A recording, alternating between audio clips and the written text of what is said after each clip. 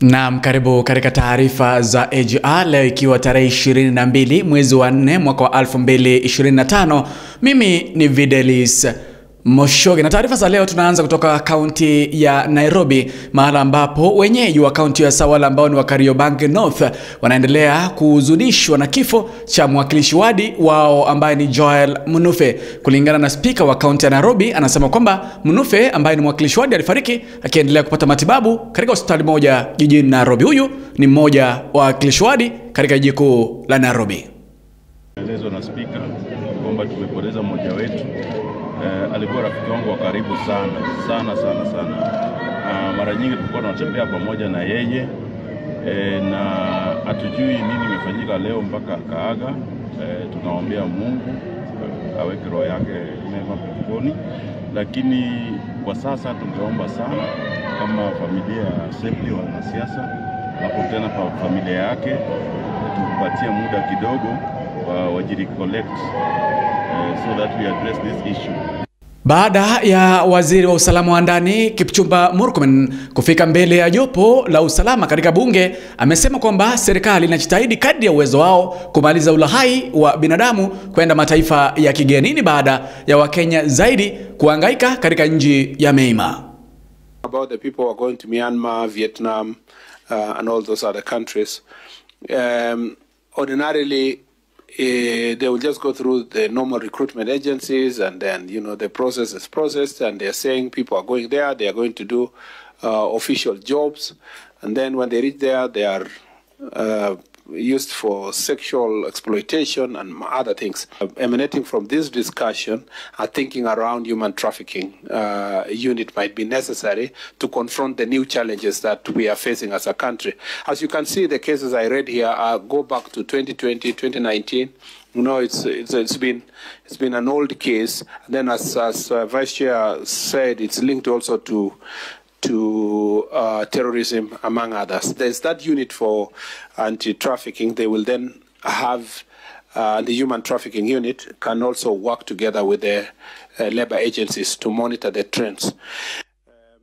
Na tukiwa bado katika kaunti ya Nairobi, watu watatu, mama na watoto wake wawili, wamefariki baada ya mporomoko wa ardhi katika eneo la Mathare, mahali ambapo wanakaini baada ya mvua nyingi kunyesha katika eneo hilo la Mathare. Wenyeji wa eneo hilo wameikosoa serikali kwa kupeana ahadi hewa.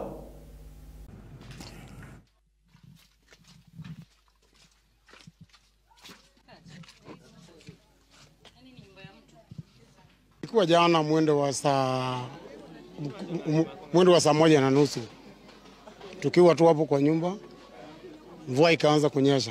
So tukiwa hapo tukasikia sauti kubwa sana, very big bang. Kusikia nikasema tu ai, mawe imeanguka, watu wamekufa. Nikachomoka nje mbio kukuja kuokoa, nikapata mawe imeanguka, nyumba imebondwa yote chini. Watu wakakuja wengi, tukaanza kutoa jiwe, polisi pia wakafika hapa, tukaanza kungangana na jiwe. Tukatuanga jiwe zikatoka, tukapata mama amefinywa chini na watoto wawili. Hakukuwa na kichwa haikuonekana. Hii maji si mara ya kwanza imekuwa ikivamia watu, inakuja, inaenda, serikali inakuja, inasema itashughulikia. Angalia vitanda, tumezama kwa maji hapa. Watoto wanalia, hakuna saa hii unga imeisha. Ilibebwa na maji. Mattress imebebwa na maji.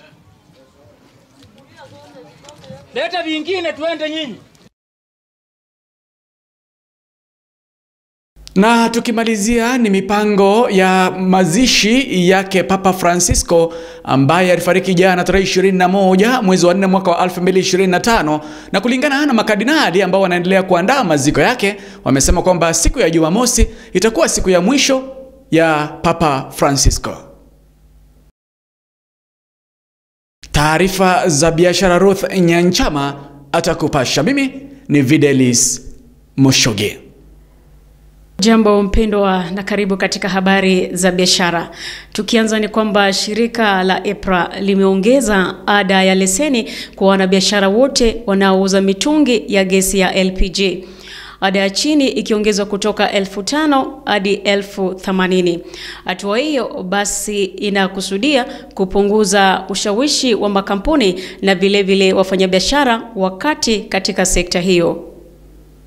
Tukizidi kusonga ni kwamba Benki Kuu ya humu nchini basi inatarajia kupata bilioni 80 kutoka kwa ununuzi wa dhamana ya hazina katika utoaji wake wa Mei mwaka wa 2024 ili kufadhili ukomavu mkubwa wa bilioni 83.6 ambao unatarajiwa mwezi ujao.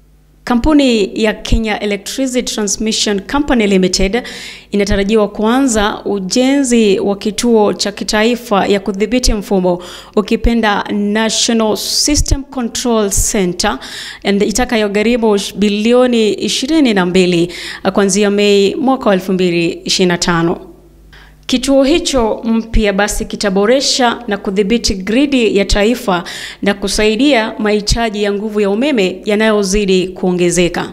Nikomee hapo kwa sasa. Jina langu ni Ruth Nyanchama.